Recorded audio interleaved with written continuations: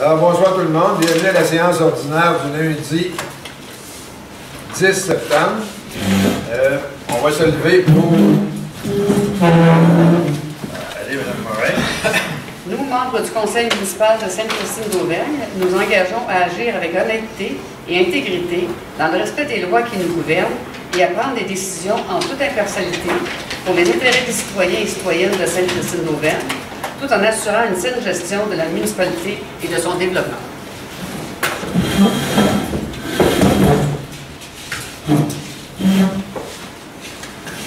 Alors, l'ouverture de la séance ordinaire. Lecture et adoption de l'ordre du jour. 3. L'adoption du procès-verbal de la séance ordinaire du 13 août. 4. Réponse à la question de séance suspens. 5. Première période de questions pour les gens qui doivent quitter. 6. Adoption des comptes payés et à payer. 7. Avis de motion concernant le règlement 235-18. Au point 8, c'est l'adoption du projet de règlement 235-18 qui va modifier le règlement 202-17 afin d'ajouter des règles d'après-mandat dans le code d'éthique et de déontologie des employés municipaux. 9. L'avis de motion pour le règlement 236-18. 10. Adoption du projet de règlement 236-18 déterminant le rayon de protection entre les sources d'eau potable et les opérations visant l'exploration et l'exploitation d'hydrocarbures dans le territoire de la municipalité de Sainte-Christine d'Auvergne. 11. L'avis de la municipalité de Sainte-Christine d'Auvergne sur l'orientation préliminaire de la CPTAQ relative à la demande d'autorisation à portée collective présentée par la MRC de Portneuf concernant le dossier 413 400. 12. Dépôt des états comparatifs de revenus et de dépenses. 13. Autorisation de signature de l'entente relative à la cession des rues et avenues de l'association du domaine Alouette à la municipalité. 14. Achat de bacs roulants pour le domaine Alouette. 15. Demande de financement pour le programme de soutien aux politiques familiales municipales. 16. Point d'information. 17. Autres affaires. 18. Deuxième période de questions. Et finalement, 19. Levée de l'Assemblée. Qui propose l'ordre du jour tel qu'entendu. Madame Morin, tout le monde est d'accord?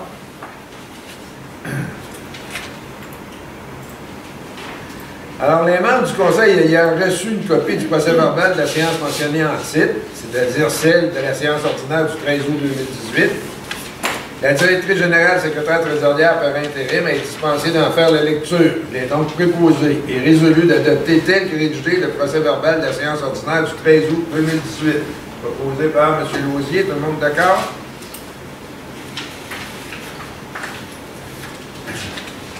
En réponse à la question laissant suspens, il n'y avait pas. C'est beau. Première période de questions pour les gens qui doivent quitter. Non? Alors, vous êtes des fidèles.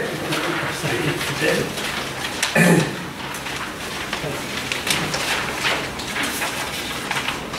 Adoption des comptes payés et à payer. Il est proposé et résolu d'autoriser le paiement des comptes selon la liste déposée et datée du 31 août 2018 au montant de 11 767,28 $ et des comptes déjà payés durant le mois d'août au montant de 142 569,13 $.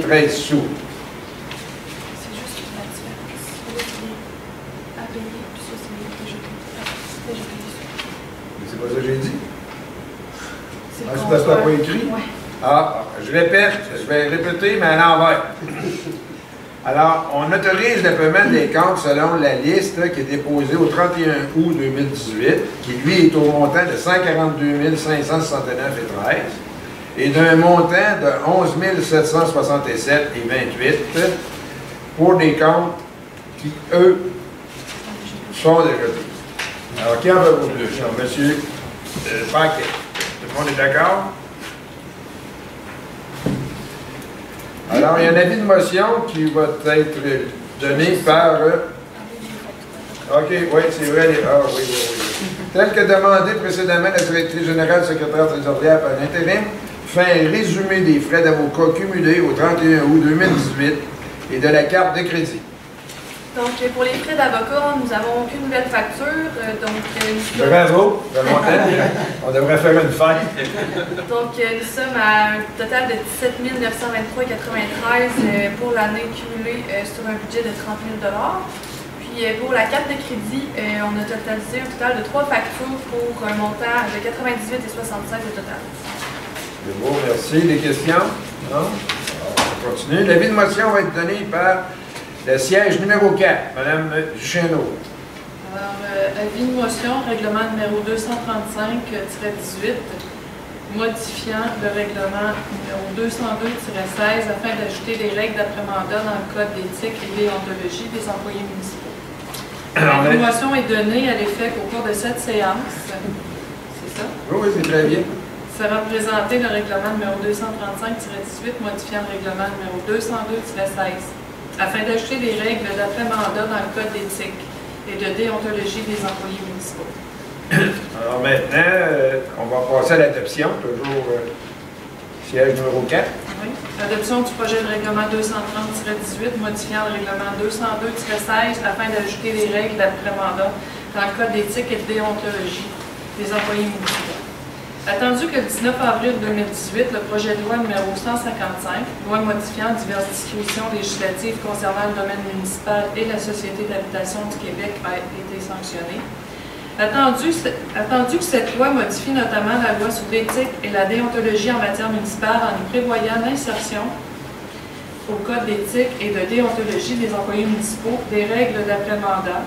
Attendu qu'en vertu de l'article 275, alinéa 3 de cette loi, cet ajout doit être introduit dans le code d'éthique et de déontologie des employés municipaux et être en vigueur au plus tard le 19 octobre 2018. Attendu qu'un avis de motion du projet de règlement a été donné par Mme Sylvie Duchesneau au siège numéro 4 lors de la séance ordinaire, séance du Conseil de la municipalité de Sainte-Christine-d'Auvergne, tenue le 10 septembre 2018. Attendu qu'une copie du règlement a été remise à tous les membres du Conseil au moins 2 jours avant la séance, et que tous les membres présents déclarent l'avoir lu et renoncent à sa lecture. En conséquence, il est proposé que les membres du Conseil adoptent le projet de règlement numéro 235-18, modifiant le règlement numéro 202-16, afin d'ajouter des règles d'après-mandat dans le code d'éthique et de déontologie des employés municipaux. Voilà. Alors, maintenant, qui en fait la proposition? M. Lausier, tout le monde est d'accord? Alors, la conseillère du siège numéro 3, Mme Morin, va nous lire l'avis de motion. L'avis de motion, règlement numéro 236-18, déterminant le rayon de protection entre les sources d'eau potable et les opérations visant l'exploration et l'exploitation d'hydrocarbures dans le territoire de la municipalité de Sainte-Christine-d'Auvergne. Avis de motion est donné à l'effet qu'au cours de cette séance sera présenté le règlement numéro 236-18, déterminant le rayon de protection entre les sources d'eau potable et les opérations visant l'exploration et l'exploitation d'hydrocarbures dans le territoire de la municipalité de Sainte-Christine-d'Auvergne. Alors, maintenant, on va passer à l'adoption, toujours la conseillère numéro 3. Adoption du projet de règlement numéro 236-18, déterminant le rayon de protection entre les sources d'eau potable et les opérations visant l'exploration et l'exploitation d'hydrocarbures dans le territoire de la municipalité de Sainte-Christine-d'Auvergne. Attendu qu'une municipalité dispose, ainsi que l'indique l'article 2 de la Loi sur les compétences municipales, RLRQ, chapitre C-47.1, Loi sur les compétences municipales, LCM, des pouvoirs lui permettant de répondre aux besoins divers et évolutifs des citoyens et citoyennes résidant sur son territoire, et que les dispositions de cette loi ne doivent pas s'interpréter de façon littérale ou restrictive. Attendu que la dite loi, au 4e paragraphe du premier alinéa de l'article 4 et à l'article 19, accorde à la municipalité des compétences en matière d'environnement, attendu que la dite loi, au premier paragraphe du premier alinéa de l'article 6, accorde à la municipalité, dans le cadre de l'exercice de son pouvoir réglementaire, le pouvoir de prohiber une activité qui serait susceptible de compromettre la qualité de l'environnement sur son territoire. Attendu par ailleurs que les tribunaux québécois et canadiens ont validé et interprété de manière large, téléologique et bienveillante les compétences étendues que possède une municipalité en matière de protection de l'environnement, de santé et de bien-être de sa population, puisqu'elles servent l'intérêt collectif. Attendu que la doctrine reconnaît aux municipalités une grande discrétion dans l'exercice de leur pouvoir, dans la mesure où elles agissent dans le cadre de leurs compétences. Attendu également que l'article 85 de la Loi sur les compétences municipales accorde aux municipalités locales le pouvoir d'adopter un règlement pour assurer la paix, l'ordre, le bon gouvernement et le bien-être général de leur population. Attendu que la Cour suprême du Canada a considéré que cette disposition générale visant le bien-être général ajoute aux pouvoirs spéciaux déjà conférés aux municipalités locales afin de relever rapidement les nouveaux défis auxquels font face les collectivités locales.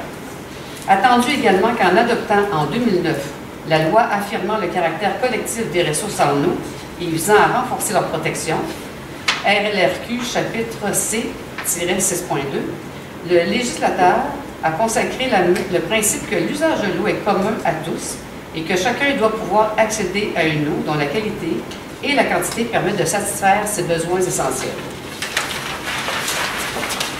Attendu que l'article 3 de la dite loi prévoit que la protection, la restauration, la mise en valeur et la gestion des ressources en eau sont d'intérêt général et concourent à l'objectif de développement durable. Attendu que l'article 5 de la dite loi impose à toute personne le devoir, dans les conditions définies par la loi, de prévenir ou, à défaut, de limiter les atteintes qu'elle est susceptible de causer aux ressources en eau et, ce faisant, de prendre part à leur protection. Attendu qu'un règlement municipal peut comporter plusieurs aspects et poursuivre plusieurs finalités, attendu qu'une municipalité peut décréter certaines distances séparatrices pour protéger l'eau, l'air et le sol, attendu que les puits artésiens et de surface constituent une source d'eau potable importante pour des résidents de la municipalité, attendu par ailleurs que le gouvernement édictait le 30 juillet 2014 le règlement sur le prélèvement des eaux et leur protection, RLRQ, chapitre Q-2, règlement 35.2, le règlement sur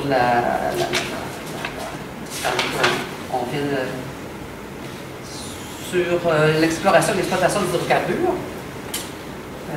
dont l'entrée en vigueur de la plupart des articles a été fixée au 14 août 2014, attendu que les articles 32 et 40 du dit règlement prévoient des distances séparatrices minimales de 500 mètres horizontalement et de 400 mètres verticalement, devant être respectées entre les sources d'eau potable, les aquifères et tout sondage stratigraphique ou puits gazier ou pétrolier.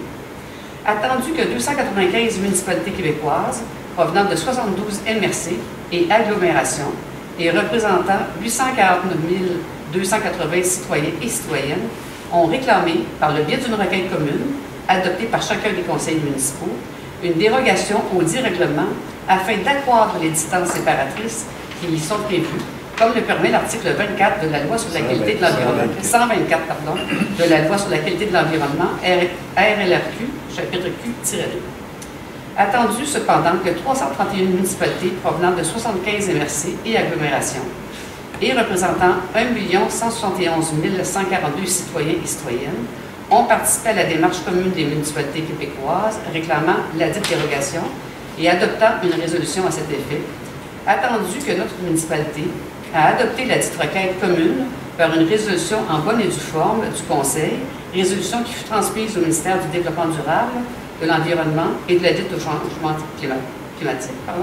Attendu que lors d'une première rencontre tenue à Drummondville le 12 septembre 2015 et d'une seconde rencontre tenue à Québec le 5 décembre 2015, des représentants des municipalités partis à la requête ont exposé au MDDELCC leur insatisfaction face aux dispositions des articles 32 et 40 du RPEP et demandé que la dérogation leur soit accordée. Attendu que le 10 mai 2016, le ministère du Développement durable, de l'Environnement et de la lutte au changement climatique a refusé de statuer sur la demande de dérogation présentée par les 295 municipalités réclamantes, invoquant qu'un règlement municipal reprenant les normes et objets contenus dans la requête commune réclamant cette dérogation soit adopté par chacune des municipalités réclamantes et que soient présentés les motifs qui justifient ce règlement. Attendu que les preuves scientifiques et empiriques disponibles établissent de façon prépondérante que les distances séparatrices prévues dans le RPEP ne sont pas suffisantes pour protéger adéquatement les sources d'eau potable, attendu par ailleurs l'importance de l'application rigoureuse du principe de précaution en regard de procédés d'extraction d'hydrocarbures par des moyens non conventionnels, comme les sondages stratigraphiques, la complétion, la fracturation et les forages horizontaux, eu égard aux incertitudes sur leurs conséquences éventuelles en regard de la protection des sources d'eau potable et de la santé des résidents et résidentes, attendu l'importance de l'application du principe de subsidiarité consacré par nos tribunaux et la loi sur le développement durable, RLAQ, chapitre D-8.1.1, en matière d'environnement, attendu que, sans admettre sa légalité, il y a lieu de donner suite à la demande du MDDELC, telle que formulée dans sa lettre du 10 mai 2016, attendu qu'un avis de motion du projet de règlement a été donné par moi-même au siège numéro 3 lors de la séance ordinaire, séance du Conseil de la municipalité de Sainte-Christine d'Auvergne, tenue le 10 septembre 2018. Attendu qu'une copie du règlement a été remise à tous les membres du Conseil au moins 2 jours avant la séance et que tous les membres présents déclarent l'avoir lu et renoncent à sa lecture, en conséquence, il est proposé et résolu que ce Conseil adopte le projet de règlement numéro 236-18 déterminant le rayon de protection entre les sources d'eau potable et les opérations visant l'exploration et l'exploitation d'hydrocarbures dans les territoires de la municipalité de Sainte-Christine d'Auvergne. Enquête de proposition. Madame Duchesneau, tout le monde d'accord? Alors maintenant... Je n'ai pas compris. On va recommencer. C'est une affaire très simple. Si on regarde le dernier attendu, on est supposé avoir renoncé à sa lecture. Oui, c'est ça. Alors, on est rendu à l'avis de la municipalité de Sainte-Christine d'Auvergne sur l'orientation préliminaire de la CPTAQ relative à la demande d'autorisation à portée collective présentée par la MRC de Portneuf concernant le dossier 413 400. Considérant que la MRC de Portneuf, dans le cadre de sa résolution numéro CR 187-07-2016, a adressé une demande d'autorisation à portée collective à la CPTAQ en vertu de l'article 59 de la loi sur la protection du territoire et des activités agricoles, considérant que cette demande visait à revoir différents éléments contenus dans la première décision rendue par la CPTAQ en 2010 concernant le dossier 365 499 et que la révision demandée concernait principalement les aspects suivants. L'identification de nouveaux îlots déstructurés, la révision de la délimitation de certains îlots déstructurés, l'ajout d'un secteur potentiel destiné à rendre recevable une demande d'autorisation à des fins de villégiature, la modification de certaines modalités d'application apparaissant dans la décision 365 499. Considérant qu'une rencontre de négociation s'est tenue entre les intervenants intéressés en date du 13 décembre 2016, afin de convenir d'un commun accord des modifications à apporter à la décision rendue en 2010 en vertu de l'article 59. Considérant que le document intitulé « Deuxième compte-rendu de la demande et orientation préliminaire » signifié par la CPTAQ en date du 24 juillet 2018 reflète les résultats des discussions tenues entre les parties concernées. Considérant qu'en vertu de l'article 62.6 de la loi sur la protection du territoire et des activités agricoles, la décision d'une autorisation de la CPTAQ dans le sens de l'orientation préliminaire signifiée est conditionnelle à l'obtention d'un avis favorable de la MRC, de l'UPA et de chacune des municipalités concernées. En conséquence, il est proposé et résolu que la municipalité de Sainte-Christine d'Auvergne signifie à la CPTAQ et à la MRC de Portneuf son accord relativement au contenu du document intitulé « Deuxième compte-rendu de la demande et orientation préliminaire » transmis par la CPTAQ en date du 24 juillet 2018. M. Paquette, tout le monde est d'accord?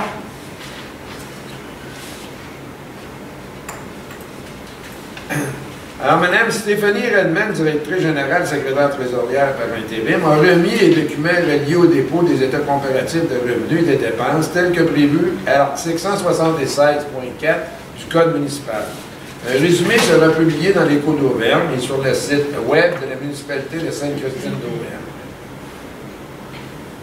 Autorisation de signature et de l'entente relative à la cession des rues et avenues de l'association du domaine Alouette à la municipalité.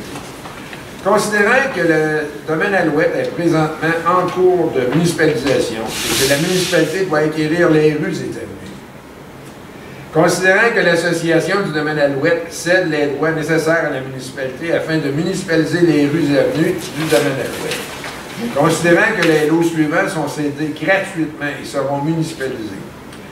Alors, 4 909 428, 5 200 021, 5 200 023, 5 200 024, 5 200 025, 5 200 062, 5 200 063, 5 200 064, 5 200 065, 5 200 066, 5 200 067, 5 200 068, 5 200 069 et 5 200 070. Il est proposé résolu d'autoriser la maire, Raymond Francaire, ainsi que Mme Stéphanie Redman, directrice générale, secrétaire trésorière par intérim, à signer pour et au nom de la municipalité tout acte notarié nécessaire ou utile afin de donner plein effet à la présente résolution. Que cette cession soit faite au montant de 1 $ et que tous les frais reliés à la cession soient remboursés par la taxe sectorielle telle que prévue dans le règlement numéro 231-18. Madame Morin, tout le monde est d'accord? Achat de bac roulant pour le domaine Alouette. Considérant que les travaux de réfection des rues et avenues du domaine Alouette se termineront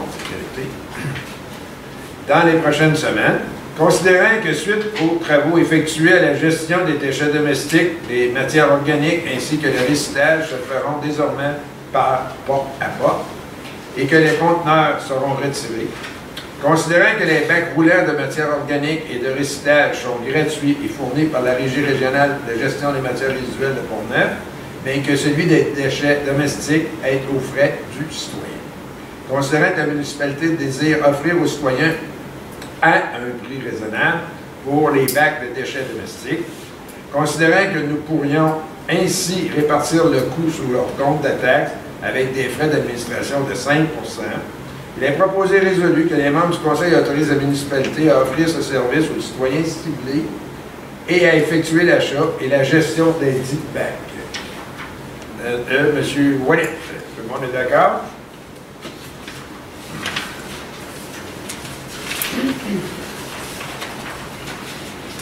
Alors, demande de financement pour le programme de soutien aux politiques familiales municipales. Attendu que le ministère de la Famille Attendu que le ministère de la Famille a élaboré et mis en place le programme de soutien aux politiques familiales municipales qui vise à, premièrement, augmenter la proportion de la population vivant dans une municipalité dotée d'une politique familiale municipale et d'un plan d'action en faveur des familles. Deuxièmement, appuyer les municipalités qui ont adopté une politique familiale et qui souhaitent la mettre à jour.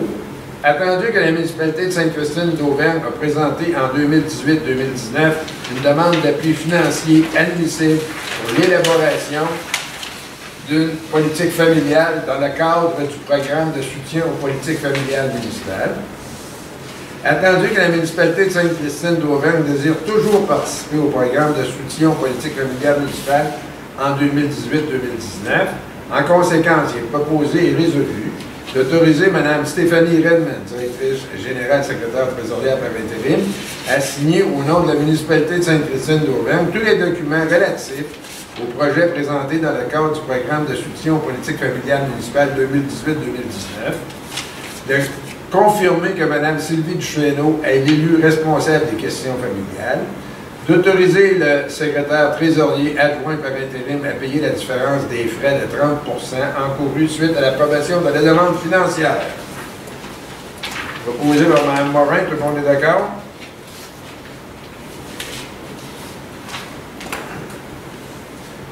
Alors, on va passer au point d'information de chacun des élus. Par rapport à la MRC de Port-Neuf, nous avions congé au mois d'août, donc j'ai congé ce soir. On va passer au comité de la voirie, M. Steve Pocket. On a une rencontre sous peu pour la révision du budget, voir les travaux à faire, ces choses-là. OK. Comité sécurité incendie et sécurité civile, M. Wallet. Oui, simplement rappeler que sur l'incendie de Saint-Basile a fait une sortie dans notre secteur, puis le temps froid a commencé.